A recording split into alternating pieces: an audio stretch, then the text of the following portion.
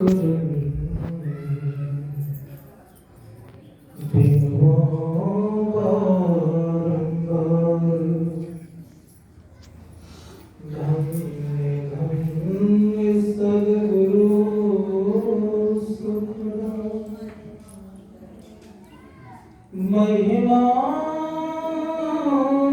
कभी हो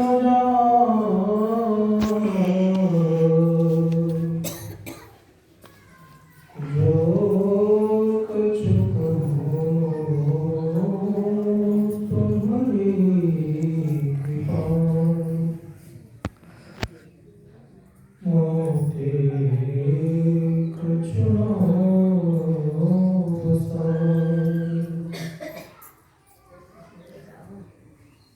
बोली प्रेम से श्री सद्गुरु महाराज की सद्गुरुदेव के पावन श्री चरणों में मंचस्थ परम श्रद्धेय महानुभाव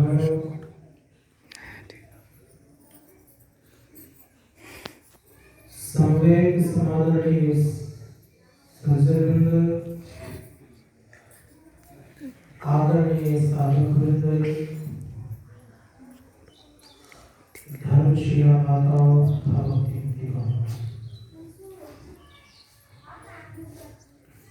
आज का विषय मानव देह के संबंध में।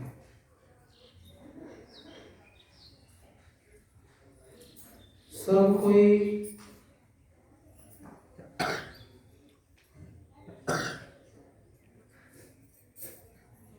मानव देह को सर्वश्रेष्ठ मानते हैं। 84 लाख प्रकार की योनियों में मानव देह श्रेष्ठ है।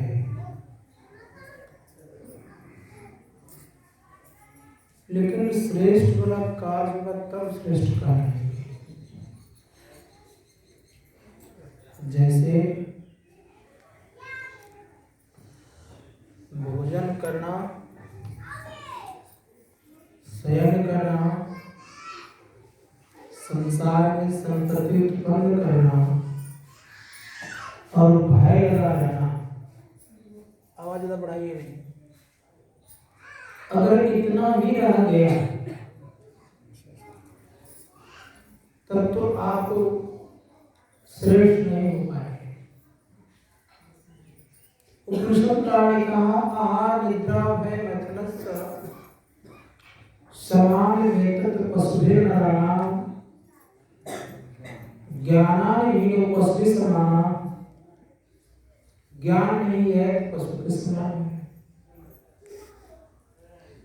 अगर ज्ञान है तो हम पशु से श्रेष्ठ हैं। कौन सा ज्ञान? खाने का ज्ञान तो एक पशु का अनुभव भी है। भय का ज्ञान उन्हें भी होता है, हम लोगों को भी हुआ करता है। संसार में संपत्ति उत्पन्न करने का ज्ञान प्राय पशु पक्षी को है, और हम लोगों को भी होती क्या फर्क पड़ने वाला है। नींद का ज्ञान सबको है।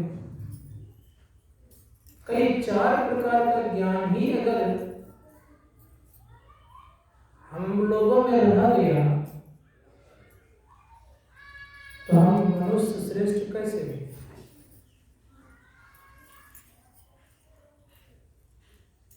सर्वश्रेष्ठ कैसे होंगे? शास्त्रकार अगर श्रेष्ठ तब हो सकते हैं जब हम एक ज्ञान को जानते हैं जिस ज्ञान से हम श्रेष्ठ बनते हैं। वो कौन सा ज्ञान है? वह ज्ञान है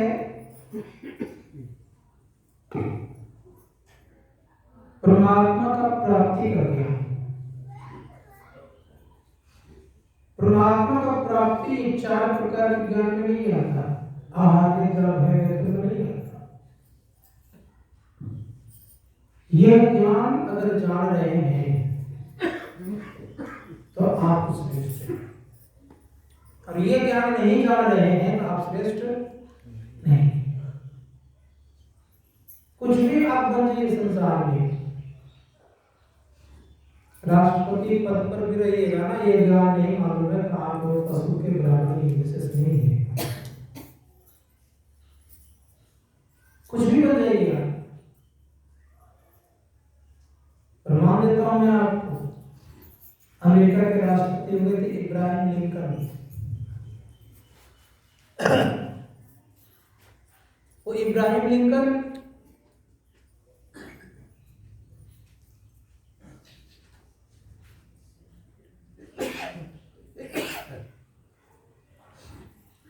एक जूते की दुकान पर दुकानदारी करते थे।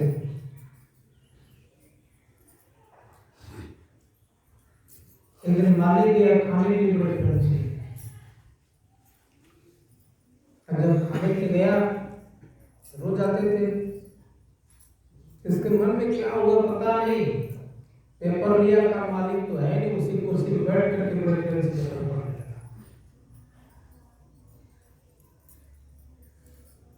इतना पढ़ने में मशगूल हो गया पेपर को, मालिक पीछे खड़ा है, कोई परवाह नहीं, आया है देखा ही नहीं, उससे क्या करेगा। बहुत देर के बाद देखता है उठ रहा है, तो एक पैर लगा के कस के 1 लाख मारे, लगता है अमेरिका का राष्ट्रपति। वहीं से निकल गए और संकल्प लिया कि अमेरिका का राष्ट्रपति बन करके रहूंगा। और पता है आपको कि भारत के 70वें राष्ट्रपति इब्राहिम लिंकन हुए। जब राष्ट्रपति बन गए, 2 बार जो राष्ट्रपति बना, वो एक पुस्तक लिखता है, उस पुस्तक में कहता है कि मेरा संकल्प ही रद्द हो गया, क्योंकि अमेरिका के राष्ट्रपति बन गया तो इससे मेरा कल्याण होने की बात नहीं है। क्या कहता है वो, कि अगर उस समय में संकल्प लिया होता कि मैं परमात्मा को प्राप्त करूंगा, तो मेरा कल्याण भी हो जाता और सदा के लिए अमर भी हो जाता। अब सोचिए, एक अमेरिका के राष्ट्रपति बनकर के ये बात कह रहे हैं, और हम लोग क्या कहते हैं आजकल, बड़े बड़े पोस्ट पर जाऊंगा तो मेरा कल्याण हो जाएगा। कोई भी किसी पद पर रह लीजिए, जब तक आत्मस्वरूप का ज्ञान नहीं होगा, तब तक आप चांद पर घर बना लीजिए या बृहस्पति ग्रह पे घर बना लीजिए, मंगल ग्रह पर घर बनाने का अभियान चल रहा है, कुछ भी आप बन जाइए, कहीं घर बना लीजिए, आपका परम कल्याण की संभावना नहीं। इसलिए अगर परम कल्याण चाहते हैं तो अपने को खोजिए, अपने को खोजने में आपकी पूरी पूरी भलाई है। दूसरों को खोजने वाले भी अपनी भलाई नहीं कर सकते। आइंस्टीन का नाम सुने होंगे आप लोगों ने, जिसने E_m² का सूत्र दिया पूरे दुनिया को। उसने क्या कहा सुनिए, आइंस्टीन ने कहा, जब बहुत कुछ का आविष्कार आइंस्टीन ने किया, तो आइंस्टीन कहता है बड़े प्रेम से कि अब जब मेरा दोबारा जन्म होगा तो मैं ये सब नहीं खोजूंगा। उससे पूछा क्या खोजोगे? आइंस्टीन कहता है कि दोबारा जन्म होने पर मैं अपने आप को खोजूंगा। कहा क्यों? कहे अपने आप को खोजने में मेरा परम कल्याण होगा, दूसरों को खोजने में मेरा कल्याण नहीं हो सकता। इसलिए एक वैज्ञानिक भी कहता है अपने आप को खोजूंगा। विज्ञान की बात क्षण सा सत्य होता है, ऐसी बात नहीं है। आप लोगों के मन में होगा, आजकल के विद्यार्थी भी कहते हैं कि मैं वैज्ञानिक हूं, विज्ञान की बात को मानता हूं, लेकिन मैं 2-3 एग्जाम्पल देता हूं आपको, विज्ञान की बात भी फेल हो जाता है और सबको नोबेल पुरस्कार मिल जाता है। मैंने केवल सुनाया भी आप लोगों को। रदरफोर्ड आए, उसने परमाणु को खोज दिया। डाल्टन आए, उसने किया कि उसमें से कुछ निकाल दिए, उसको भी नोबेल पुरस्कार मिल गया, उसको मिल गया। और कहा क्या, परमाणु सबसे सूक्ष्मतम कण है, इसका विभाजन नहीं हो सकता, लेकिन उस परमाणु को तोड़ करके दिखा दिया था, ये परमाणु भी इलेक्ट्रॉन, प्रोटॉन और न्यूट्रॉन पर टूटता है, और तोड़ करके बता दिया, उसको भी नोबेल पुरस्कार मिला, जिसको मिला। बात सत्य रही क्या?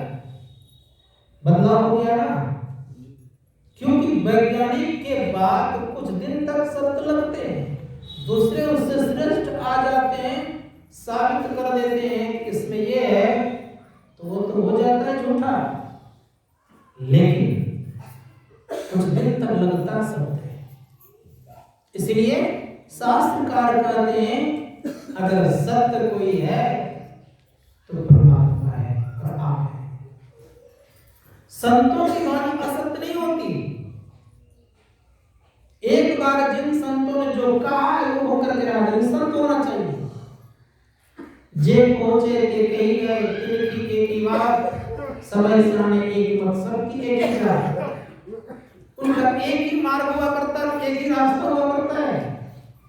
इसीलिए कोशिश कीजिए कि संत की बात को लेकर के चलिए, संत जो कहते हैं उसको मानिए।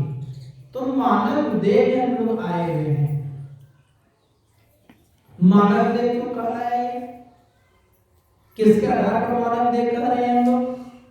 इस खोल के उड़ने पर नहीं। किसका खोल उड़े हुए हैं? मानव देह का। अगर काम राक्षस वाला होगा तो मानव कहेगा कोई होगा आपको? जिस प्रकार से कोई बाघ का खोल ओढ़ ले, अल्लाह नहीं, बाघ का खोल कोई ओढ़ ले, अब बाघ का खोल ओढ़ने वाला कहे कि मैं मानव हो गया हूं, तो मान जाएगा? नहीं मानेगा।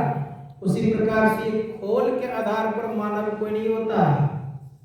मानवोचित कर्म अगर आपका है तो आप मानव हैं, नहीं तो दानव है।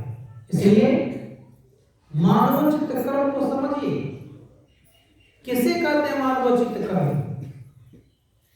संत लोग कहते हैं कि मानवोचित कर्म क्या है, इसको आज मानने का प्रयास कर, जानने का प्रयास कीजिए। जो अपने आप को खोजने के लिए चल पड़ता है उसे हम मानव कहते हैं, जो संसार और शरीर को खोजता है उसे हम दानव कहते हैं, और जो किसी को नहीं खोजता है उसी को संज्ञा नहीं है। बोलिए, खोजते हैं अपने आप को, जानते हैं खोजने के लिए? नहीं जानते हैं, संसार के पीछे भागते फिर रहे हैं और शरीर को खूब बढ़िया से खिला पिला रहे हैं, शरीर को सब कुछ समझ रहे हैं। जिस प्रकार से देवताओं के राजा इंद्र हुआ करते हैं, उसी प्रकार से दानवों के राजा विरोचन हुआ करते थे, और विरोचन है भी अभी भी राजा दानवों के। परिणाम ये हुआ कि दोनों को एक बार भेजा गया था, दोनों एक को कहा मैं कहानी कर जाऊंगा नहीं, इंद्र को कहा इस शरीर की छाया एक आत्मस्वरूप है। विरोचन को यही बात का, विरोचन मान लिया, इसी खिलाओ मजबूत रखो, ये ईश्वर स्वरूप है, आत्मस्वरूप है। लेकिन देवता ने कहा ये कैसे हो सकता है? एक हाथ टूट जाएगा तो ईश्वर स्वरूप का हाथ टूट जाएगा, आत्मस्वरूप का हाथ टूट जाएगा। आत्मस्वरूप तो ये नहीं हो सकता, अपना हाथ टूटेगा तो छाया का हाथ टूटेगा। फिर गया वो तो कहा कि 30 वर्ष 30 वर्ष 30 वर्ष और 5 वर्ष 95 वर्ष ब्रह्मचर्य व्रत पालन करके आओ, तब आत्मस्वरूप बताओ। तब बताया ब्रह्मा जी ने आत्मस्वरूप का ज्ञान। तो मैं कहना ये चाह रहा था कि आत्मस्वरूप का जानने का जो तरीका है, अगर वो जान गए हैं आप, तब तो आप मानव कहा सकते हैं। अगर ये नहीं जाने आप और संसार में सब कुछ जाने हैं,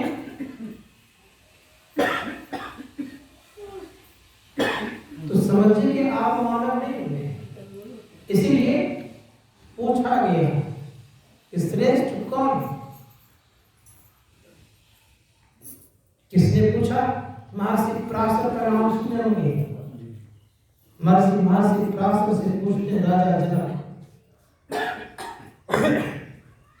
राजा जनक कहते हैं इस संसार में सर्वश्रेष्ठ कौन है?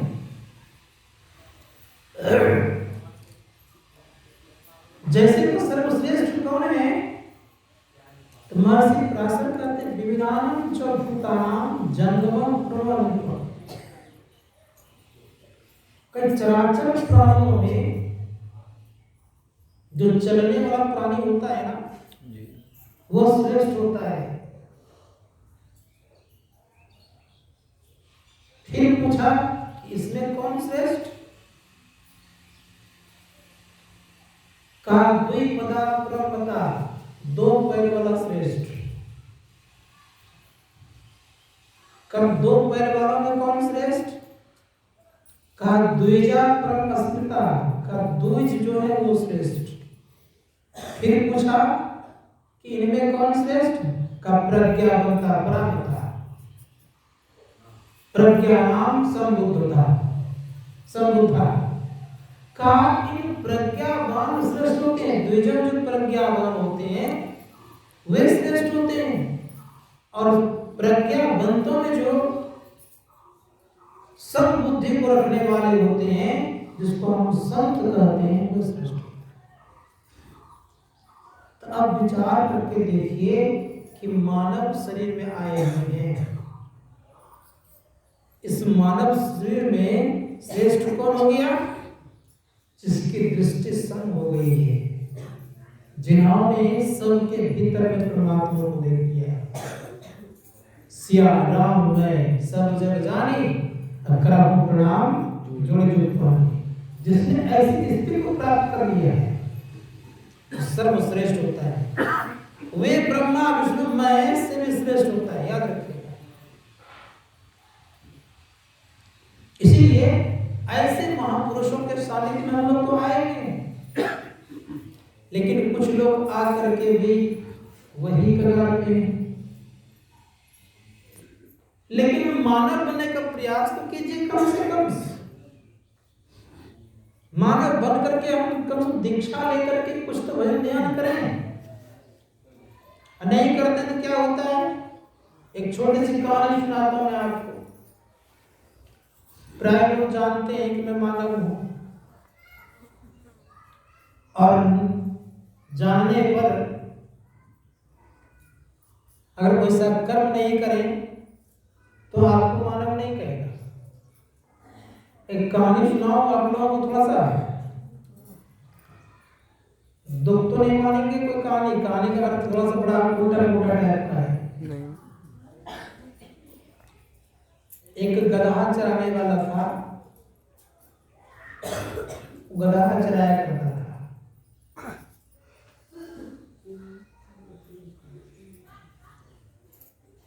संजोग से वो धोबी गधा चराने वाला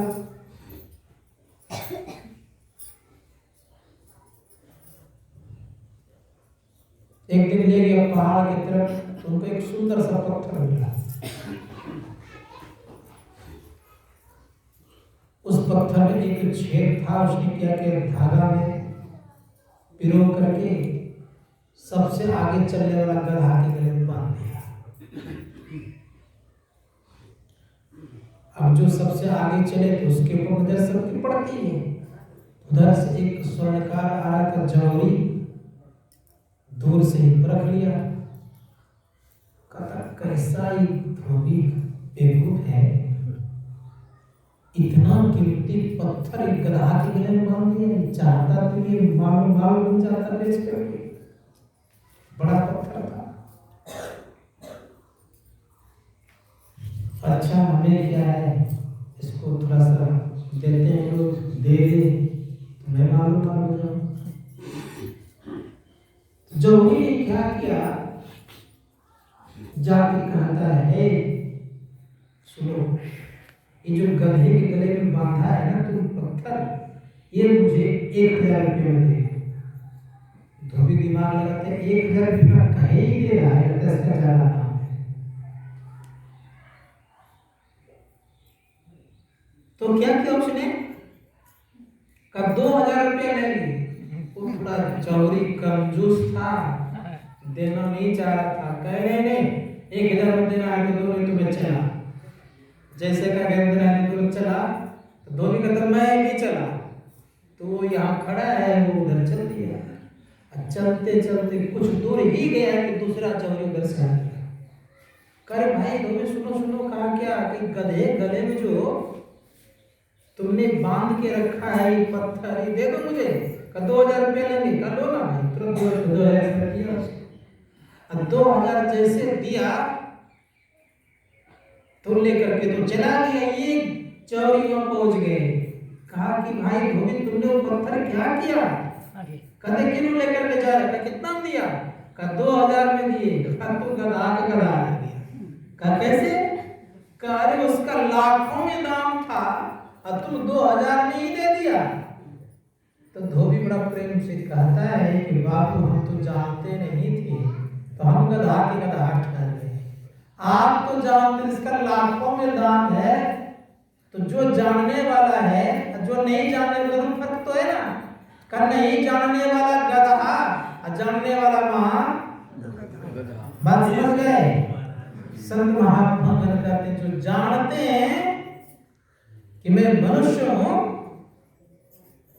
सबको पता है ना मनुष्य हूं, अब करते नहीं है उस हिसाब से, तो वही हाल तो नहीं हम लोगों का है। इसीलिए शास्त्रकार कहते हैं कि जान बुझ करके तुरंत लग जाना चाहिए कि मेरा क्या कर्तव्य होता है। क्या कर्तव्य होता है हम लोगों का, कर्तव्य होता है यह कि हम आप ईश्वर की भक्ति की रास्ता कम समझाएं, उस पर थोड़ा थोड़ा चले तो मानव कहलाने के अधिकारी होंगे। अगर ये नहीं जानते हैं तो हम मानव कहलाने का अधिकारी नहीं। उस रास्ते को कम से कम अपनाएं। अगर उस रास्ते को नहीं अपनाइएगा तो खोल भी एक दिन नहीं मिलेगा। सुन लीजिए, सोल की बात को छोड़ दीजिए, ये खोल भी एक दिन मिलने वाला नहीं है। ये खोल का हाथ बदल जाएगा तो मानव का खोल नहीं होगा, तब वहां लग जाएगा किसका खोल, कभी तो घोड़े का लग जाएगा, कभी हाथी का लग जाएगा, कभी गधा का लग जाएगा, ये खोल लग जाएगा, तब वहां क्या करिएगा। इसलिए याद कर लीजिए, कम से पूंजी बचा लीजिए। पूंजी क्या है कि मानव तन बार बार मिलता रहे, यही पूंजी है। इसके लिए क्या करना पड़ेगा, इसके लिए प्रभु परमात्मा की प्राप्ति का रास्ता जान लीजिए। उस रास्ते पर थोड़ा थोड़ा चलिएगा तो यह सुरक्षित रहेगा, अर्थात खोल सुरक्षित रहेगा। अब कहीं अगर अधिक संग्रह पुण्य हो गया तो संग्रह पुण्य होते होते होते एक न एक दिन भजन ध्यान करने में बल मिलेगा।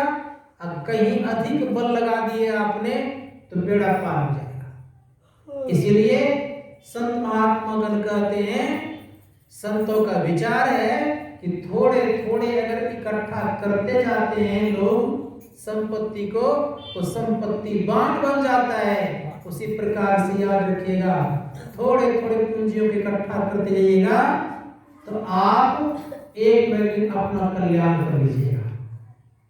ये थोड़े थोड़े क्या है, इस संसार की पूंजी थोड़े थोड़े इकट्ठा करने से नहीं काम चलेगा। भजन ध्यान के थोड़े थोड़े पूंजी को इकट्ठा करते जाइए, यही काम आएगा आपके जीवन में। संत महात्मा गण कहते इस पूंजी को इकट्ठा करने के लिए रोज थोड़ा थोड़ा अभ्यास कीजिए। पूंजी भजन ध्यान का पूंजी कभी नहीं घटता है। बाकी दान पुण्य का पूंजी तो घट जाएगा। नोट कर लीजिएगा इसको।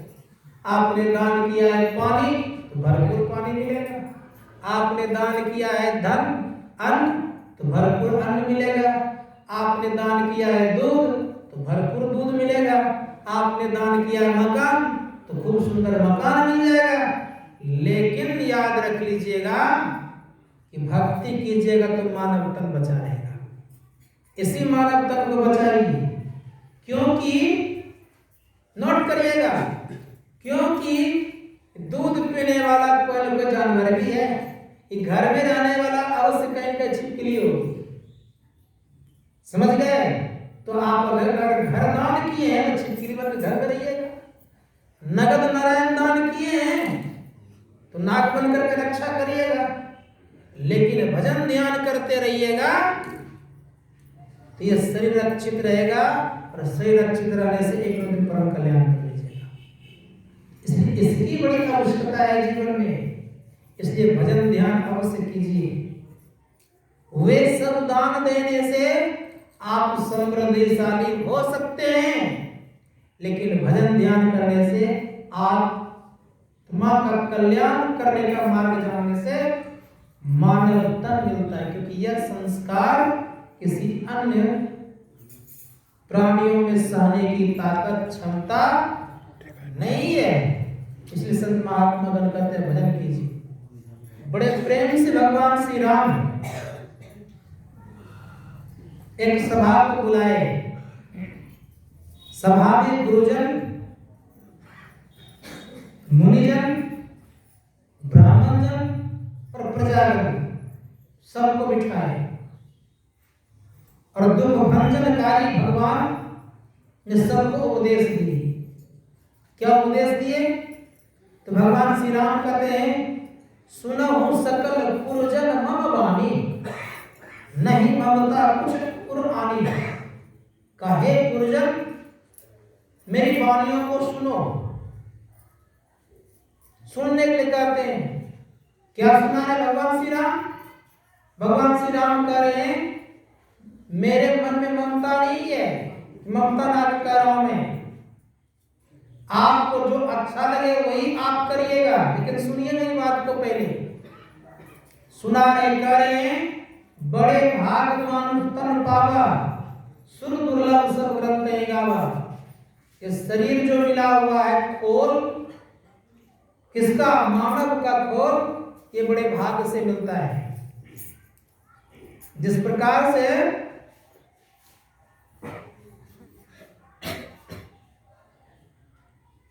कोई हीरा का हार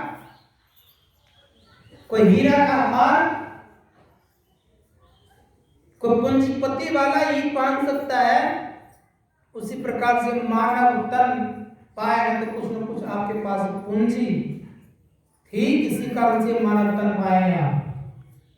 भगवान श्री राम कह रहे हैं कि सुनो मेरी बात को, कि देवताओं को दुर्लभ है। देवता ने जो कुछ पूंजी कमाया तो स्वर्ग में खपत कर रहा है। अब उनको दोबारा मिले नहीं मिलेगा कहना मुश्किल है। अभी आपको मौका है, लग जाओ। क्या मौका है? तो कहीं सुर दुर्लभ शरीर प्राप्त किए हो तो देवता बनने के चक्कर में क्यों रहते हो? परमात्मा ने प्रयास करो ना। हम आपका कीमत देवताओं से श्रेष्ठ है, लेकिन कब है श्रेष्ठ?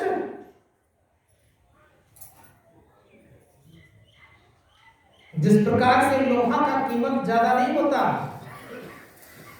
उसी प्रकार से मानव का शरीर लोहा का है।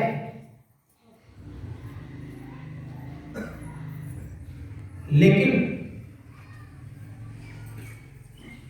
देवताओं का शरीर चांदी का है। आपसे मूल्यवान तो जरूर है, इसमें कोई संदेह नहीं है।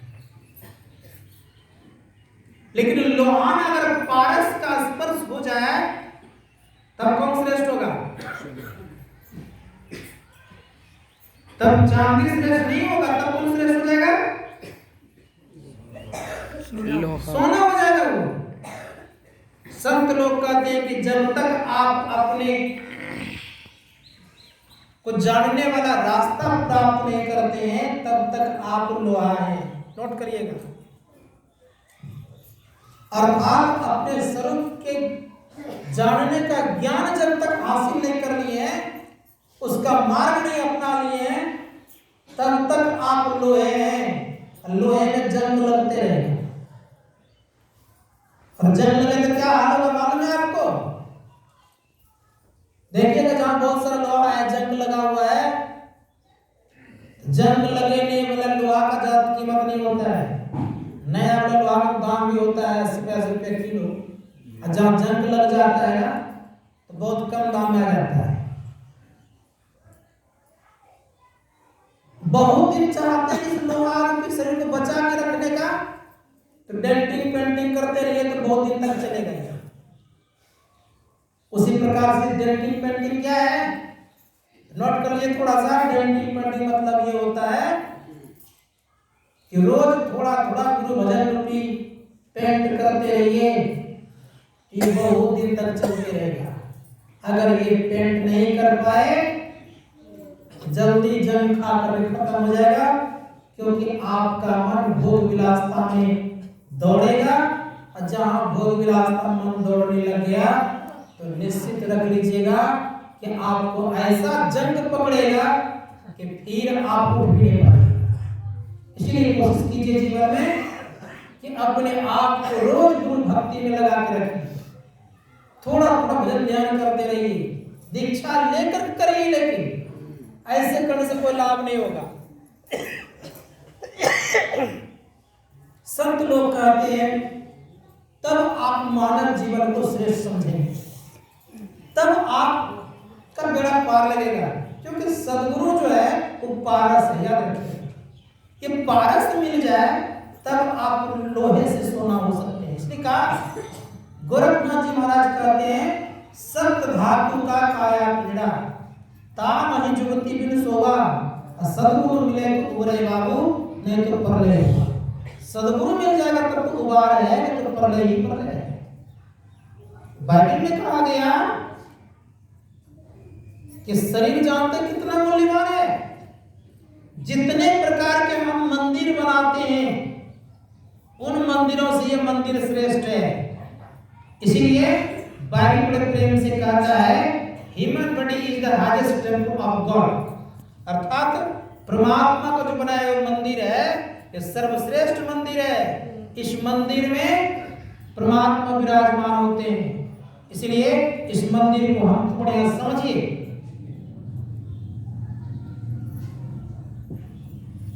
लेकिन हम इस मंदिर में तो बड़े प्रेम से बहुत सारे लोग आकर के बोलते हैं कि मेरे बच्चे तो अनाप शनाप खाते पीते हैं, मेरे बच्चे तो गंगा जल के स्थान पर दारू डालते हैं, मेरे बच्चे तो अगरबत्ती का स्थान पर सिगरेट लेते हैं, मेरे बच्चे तो रसगुल्ला का स्थान पर अंडा खाते हैं।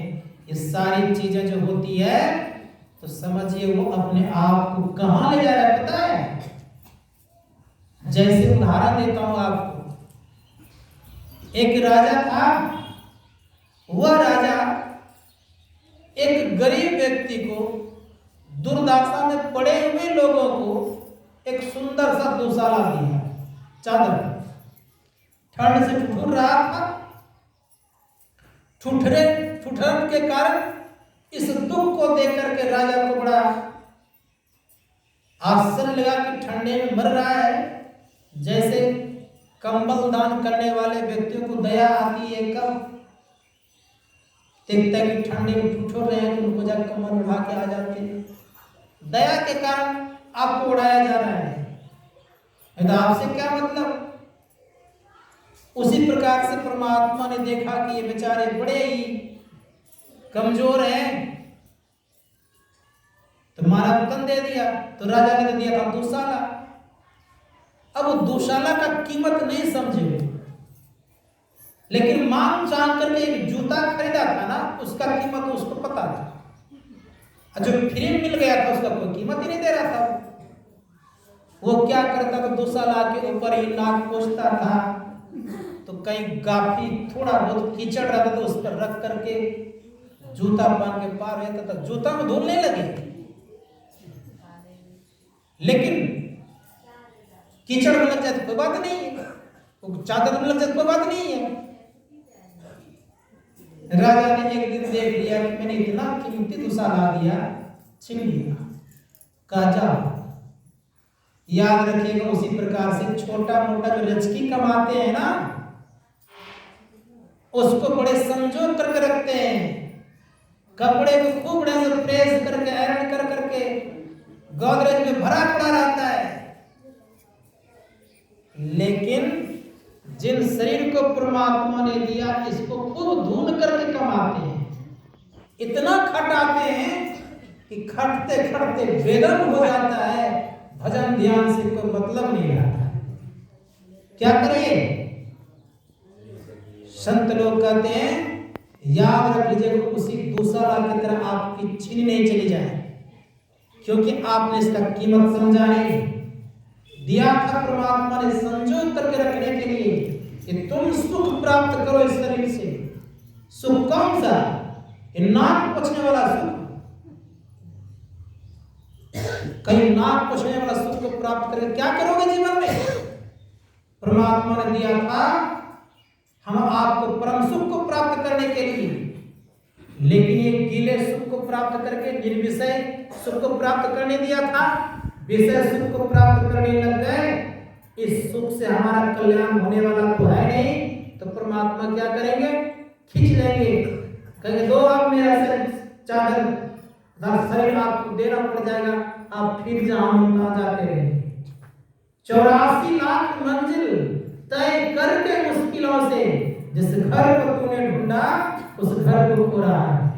एक दो बार नहीं, 84 लाख मंजिलों को तय करके हम आ पाए हैं, बड़े मुश्किल से आए हैं।